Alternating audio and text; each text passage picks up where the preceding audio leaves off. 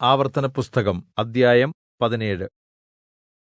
ഏതെങ്കിലും ന്യൂനതയോ വൈരൂപ്യമോ ഉള്ള കാളയെയോ ആടിനെയോ നിന്റെ ദൈവമായ യഹോവയ്ക്ക് യാഗം കഴിക്കരുത്. അത് നിന്റെ ദൈവമായ യഹോവയ്ക്ക് വെറുപ്പാകുന്നു.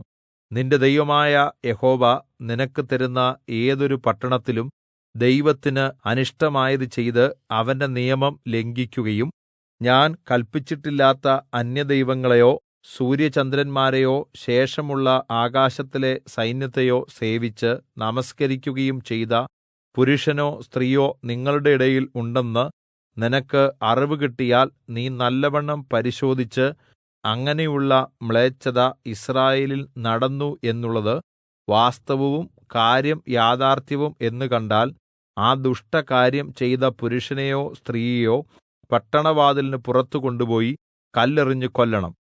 മരണയോഗ്യനായവനെ കൊല്ലുന്നത് രണ്ടോ മൂന്നോ സാക്ഷികളുടെ വാമൊഴിമേൽ ആയിരിക്കണം. ഏകസാക്ഷിയുടെ വാമൊഴിമേൽ അവനെ കൊല്ലരുത്. അവനെ കൊല്ലുന്നതിന് ആദ്യം സാക്ഷികളുടെയും പിന്നെ സർവ്വജനത്തിന്റെയും കൈ അവന്റെ മേൽ ചെല്ലണം. ഇങ്ങനെ നിങ്ങളുടെ ഇടയിൽനിന്ന് ദോഷം നീക്കിക്കളയണം. നിന്റെ പട്ടണങ്ങളിൽ കൊലപാതകമാകട്ടെ, വസ്തുസംബന്ധമായ വ്യവഹാരമാകട്ടെ, അടികലശലാകട്ടെ, ഇങ്ങനെയുള്ള ആവലാധികാര്യങ്ങളിൽ ഏതെങ്കിലും വിധിപ്പാൻ നിനക്ക് പ്രയാസമുണ്ടായാൽ നീ പുറപ്പെട്ട് നിന്റെ ദൈവമായ യഹോവ തിരഞ്ഞെടുക്കുന്ന സ്ഥലത്ത് പോകണം. ലേവ്യരായ പുരോഹിതന്മാരുടെ അടുക്കലും അന്നുള്ള ന്യായാധിപന്റെ അടുക്കലും ചെന്ന് ചോദിക്കണം. അവർ നിനക്ക് വിധി പറഞ്ഞുതരും. യഹോവ തിരഞ്ഞെടുക്കുന്ന സ്ഥലത്തുനിന്ന് അവർ പറഞ്ഞുതരുന്ന വിധിപോലെ നീ ചെയ്യണം. അവർ ഉപദേശിച്ചു തരുന്നതുപോലെ എല്ലാം ചെയ്യുവാൻ ജാഗ്രതയായിരിക്കണം. അവർ ഉപദേശിച്ചു തരുന്ന പ്രമാണവും പറഞ്ഞുതരുന്ന വിധിയും അനുസരിച്ച് നീ ചെയ്യണം.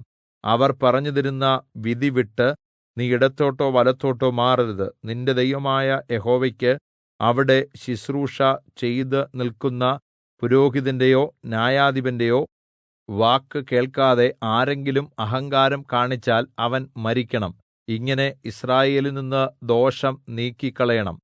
ഇനി അഹങ്കാരം കാണിക്കാതിരിക്കേണ്ടതിന് ജനമെല്ലാം കേട്ട് ഭയപ്പെടണം.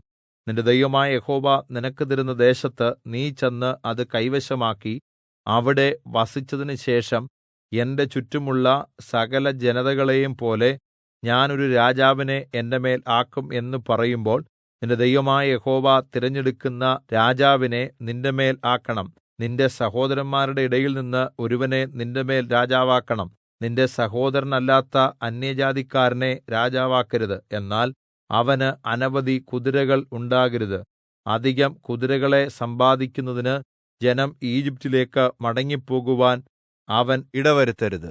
മേലിൽ ആ വഴിക്ക് തിരിയരുത് എന്ന് യഹോവ നിങ്ങളോട് കല്പിച്ചിട്ടുണ്ടല്ലോ. അവന്റെ ഹൃദയം തിരിഞ്ഞു പോകാതിരിപ്പാൻ അനേകം ഭാര്യമാരെ അവൻ എടുക്കരുത്. വെള്ളിയും പൊന്നും അധികമായി സമ്പാദിക്കയും അരുത്. അവൻ തന്റെ രാജാസനത്തിൽ ഇരിക്കുമ്പോൾ ലേവ്യരായ പുരോഹിതന്മാരുടെ പക്കൽനിന്ന് ഈ ന്യായപ്രമാണം വാങ്ങി അതിന്റെ ഒരു പകർപ്പ് ഒരു പുസ്തകത്തിൽ എഴുതിയെടുക്കണം.